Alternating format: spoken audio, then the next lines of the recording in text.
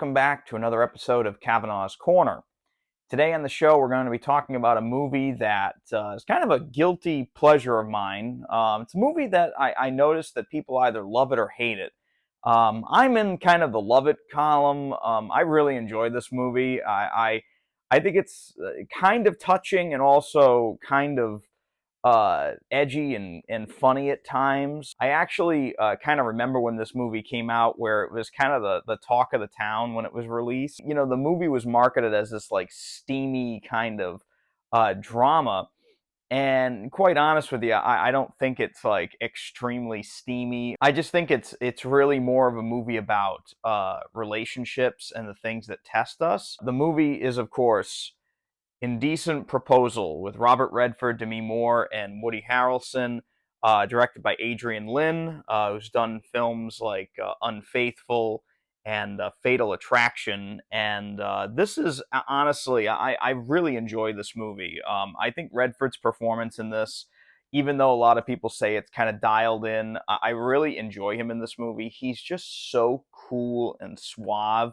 And even though he does kind of play a kind of scummy character, I really enjoy him in this movie. He seems to be kind of having fun in this. So I don't think anybody can disagree that he looks fantastic in this movie. Bernie Pollack did all of his suits and stuff. I'm a big Redford fan, as you can see. I enjoy his movies. I think he's a phenomenal actor. He's also a really good director. I think his directing is kind of unsung, but really he's really fantastic in this, and I enjoy everybody's performances in this movie. This is the new 4K from Kino Lorber here. They got the rights to release a bunch of movies by Paramount earlier this year, and I remember when this was announced, and a lot of people were like, why the heck would they release Indecent Proposal in 4K?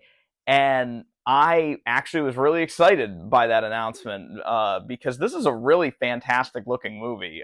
The movie is beautiful. The cinematography in it is fantastic. And I really love Adrian Lyne's direction in this movie as well. This movie came out on Blu-ray kind of in like the early days of Blu-ray, and then it went out of print, and it's actually extremely hard to find. I do have that Blu-ray. The Blu-ray was okay, but I did notice it was extremely soft at times. I was curious to see what Kino Lorber was going to do with this, because this is an all-new 4K transfer that was done by Paramount Pictures, and it was approved by director Adrian Lyne.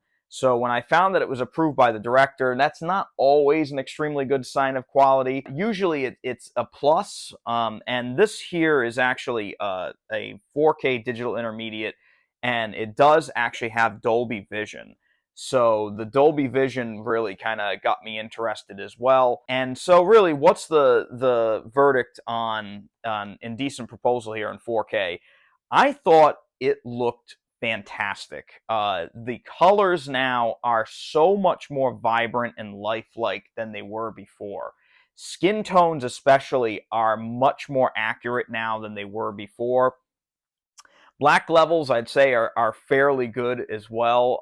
I didn't notice any kind of like black crush or any sort of issues with shadow detail or anything like that. Not a lot of the movie takes place at night. The scene where Demi Moore goes onto Robert Redford's yacht, the big scene after they make the big $1 million deal, that scene I notice now does look extraordinarily better than it did before. And that really goes for most of the movie. The movie does look a lot better than it did on the previous Blu-ray. It's a massive upgrade. Now, the one thing I do want to talk about with the picture that I know literally within the first 10 minutes of the film, what I noticed was that there is a pretty heavy grain structure in this. That's kind of to be expected. It was shot on film, and I know a lot of people are not crazy about film grain, but I am glad to see it in this. There are a few shots, especially the shots when you first see Robert Redford. He notices her in the dress shop, and she's like looking at that black dress. That scene, the beginning of it, is probably shot with a very long lens. It is noticeably grainier than almost any other shot in the entire film. But I was glad to see they did not use any sort of DNR on this movie, at all. They just left it in there, and that is going to upset some people. But to me, I'm kind of a purist when it comes to this thing, and I actually like that. I'd rather have a lot of grain in the picture so it keeps its definition than for them to just kind of DNR it. Everybody looks all waxy, and I hate that.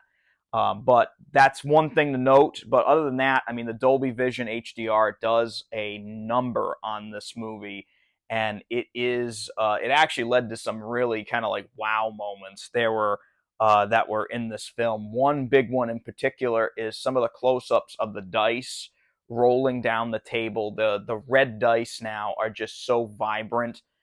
Colors in general just look so much better in this than in any previous release. They did a really fantastic job with that.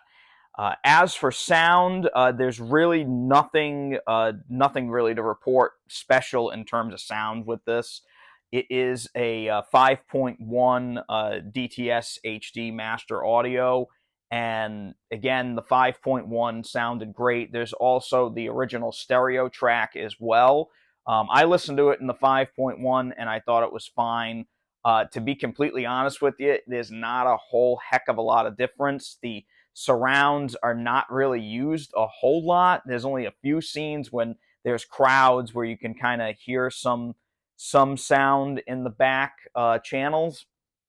Other than that, it's really not that bad. But the 5.1 did sound great.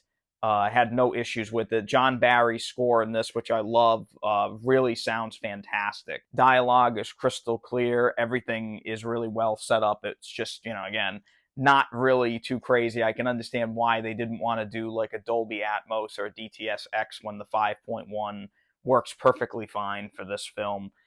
There is one disappointing thing, though, with this release. And even though the movie, which is what you really buy this for, looks phenomenal, there really isn't any sort of new special features on this. There is an audio commentary by the director, Adrian Lin, and that is a carryover from the old Blu-ray that is now kind of out of print and gone. But I'm glad they did at least include that. That there's not even like a trailer or anything, but the commentary is on the 4K and the Blu-ray. So if you are interested in hearing it, at least you can watch that. You can watch the movie with that commentary in either version.